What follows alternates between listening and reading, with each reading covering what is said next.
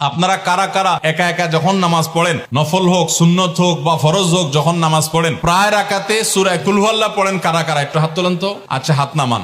খুশি হইয়া হাত তুলছেন, মনে করছেন প্রশংসা পাবেন। প্রশংসা না, বরং একটা বদনাম পাওয়ার ভয় আছে। হাতটা তোলাইছি আমি, আপনারা মনে করছেন সবসময় হাত তুললেই শুধু জিতা যায়।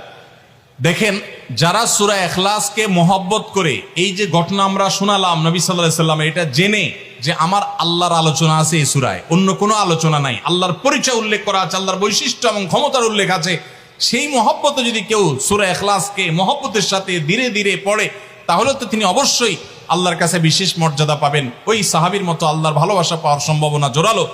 তবে আমাদের বেশিরভাগ মানুষ কুল হুয়াল্লাহ সূরা দিয়ে নামাজ পড়ে নামাজ শর্ট করার জন্য। ঠিক না বেঠিক?